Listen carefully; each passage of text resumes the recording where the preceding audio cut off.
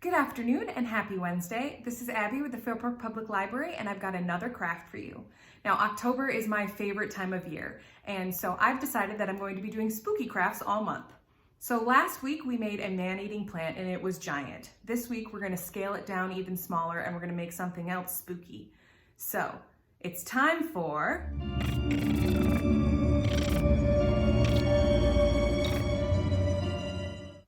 Let's get started. Here's what you're gonna need for today's craft. Some little plastic skeletons, some fake butterflies, and a glue gun. First thing we're gonna do is take the wings off our butterfly, which you know sounds pretty dark, but it's not that bad. You can see these were only hot glued on anyways. You can see the glue.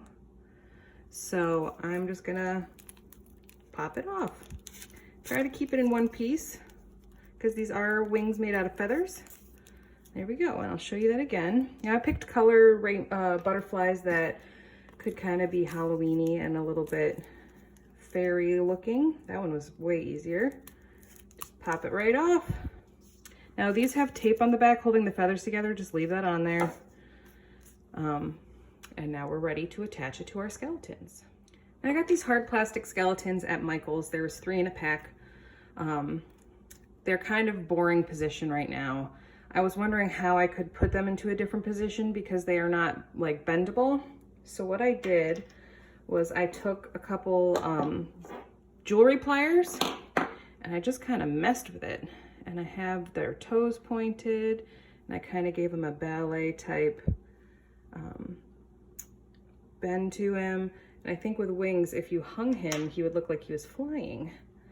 So I'm gonna try that with this one too, and see what kind of position I can get him in. I think I want him to be able to sit. So I'll just show you what I did. I just grabbed it at the joints and I just bent it.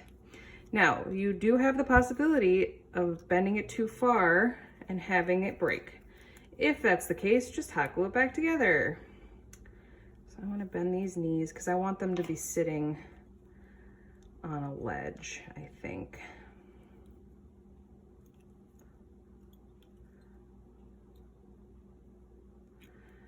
So I'm just kind of forcing it, guys. I'm manhandling it, like I do with several of my crafts.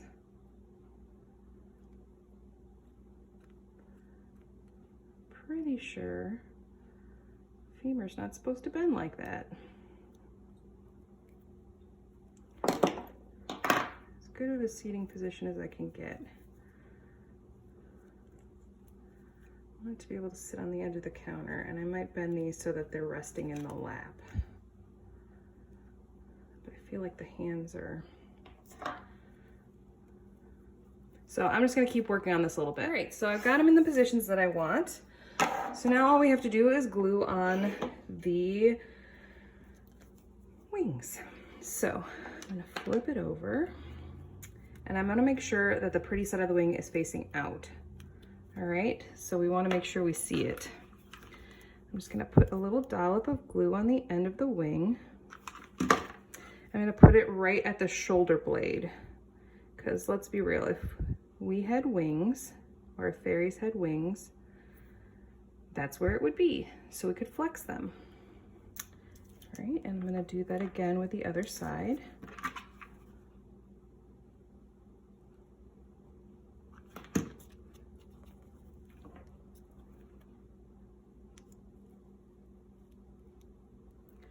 Press it down and hold it for a few moments. And then I'm gonna let it sit and dry, and I'm not gonna touch it at all for a while. So I'll show you that one more time. Now I did get some dollar store skeletons, and I tried it with them, but something with the way the plastic is on those suckers, these wings and this hot glue does not want to stick to it. So I would, if you're interested in keeping these for a few years, I would stick with the Michael skeletons. Just spend a few more dollars to make sure you get something that lasts and is functional for what you need. All right, so I'm gonna let these dry for a bit and I'll be back. All right, so here's the finished product. Got one sitting, one dancing, and one doing the splits.